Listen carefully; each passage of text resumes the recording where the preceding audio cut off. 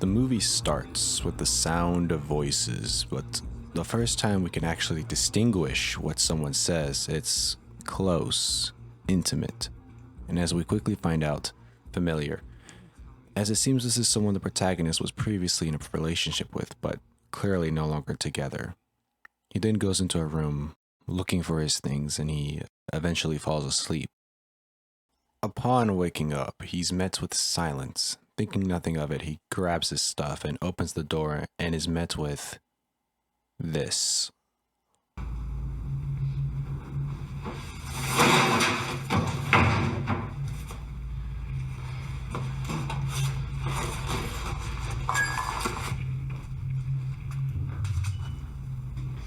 In most horror media, waking up would be accompanied by loud, scary music, building up to some kind of high-pitched jump scare sound effect. A more subtle movie might settle for the classic soft boom, but here we're met with nothing. The movie instead replaces the classic way of manufacturing tension and suspense with Sam dropping his box, along with other diegetic sounds, giving the scene a level of authenticity, waiting before it subtly puts almost unnoticeable music in the background. When he eventually reaches the door to the stairs and opens it, we see the clip that initially drew me to the film. Silent zombies. Well, voiceless zombies. Sam then frantically closes the door, using his body to keep them away, faced with only the sound of the zombies thudding against the door.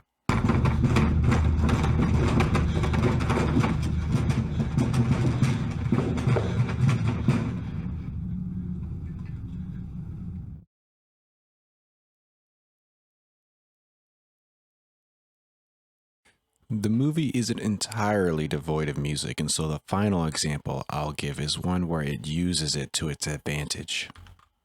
Now, here he watches from the window as a family from the apartment across the street attempt to get into a car to escape the zombies. While this happens, music is playing quietly in the background, with it subtly getting louder as we hear the screams of a child watching her family be eaten alive.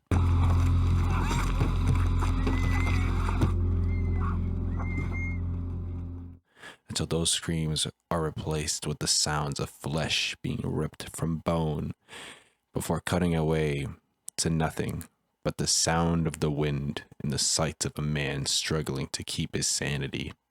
Later, Sam, the protagonist, goes on to analyze the building, looking for clothes, food, and zombies. Once done, he has most of the apartment to himself outside of the zombies stuck in this dumbwaiter.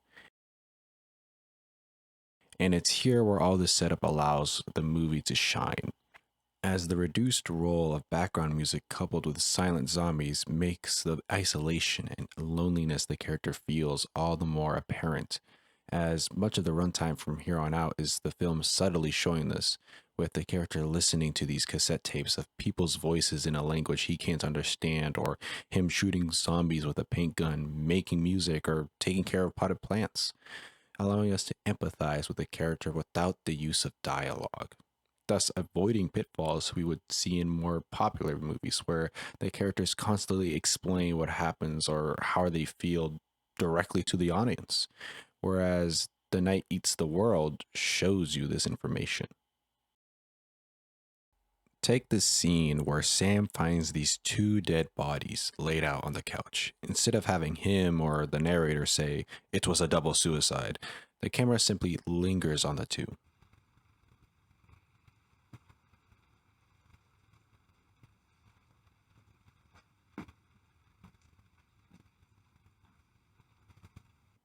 This all leads to moments where the movie gets loud, when it gets in your face, having much more impact than it would in other films.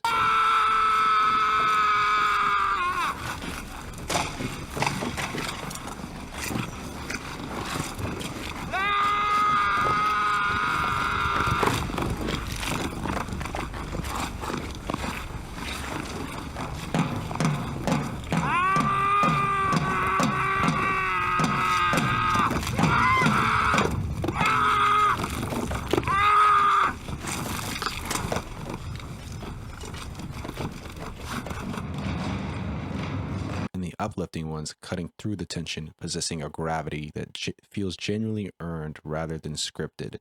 That's not to say the movie's perfect, as admittedly there are times when it's a bit too slow, and there are a few classic zombie horror moments where it feels like a death was kind of stupid or the protagonist's plot armor was too noticeable.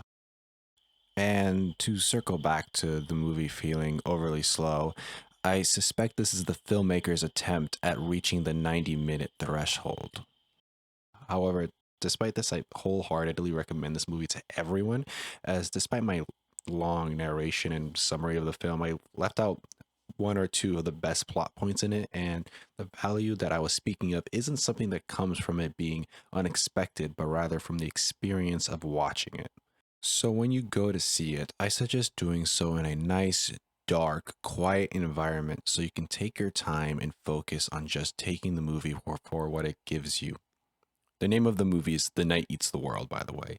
I said it earlier, but I only said it once, so I'm saying it again in case anyone missed it or we're jumping around the video. Again, the title of the film is The Night Eats the World.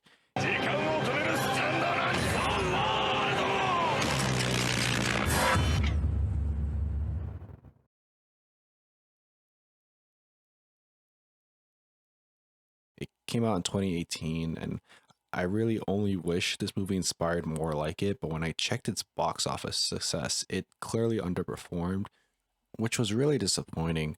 So, however unlikely, I really hope this video does something to push this movie out there. Having said that, for those of you who have watched the movie, please give me your thoughts. I'm genuinely curious, as I've heard next to no one talk about The Night Eats the World, and if you know any movies similar to it, please send over a recommendation. I would love to check it out. That's all I have to say on this, as the thumbnail probably says I recommend this over 28 years later, and definitely over the new Scream movie that came out recently. Anyways, I ugh, like and subscribe and all that jazz. Oh, also, please send over any feedback for the video and channel. I would love to hear it, and I'm always trying to improve. And the Gintama video should be out within the next 2 to 3 days or so, hopefully. And also, I'm currently working on a major video on Invincible after that one. This video is actually a major reason as to why I decided to start this channel in the first place, so I'll try to put my all into that one and make sure it comes out before season 4 of Invincible comes out. Again, hopefully. Okay. Anyway, enough of this overly long outro. Thanks for anyone still watching, and for whatever time you're watching this.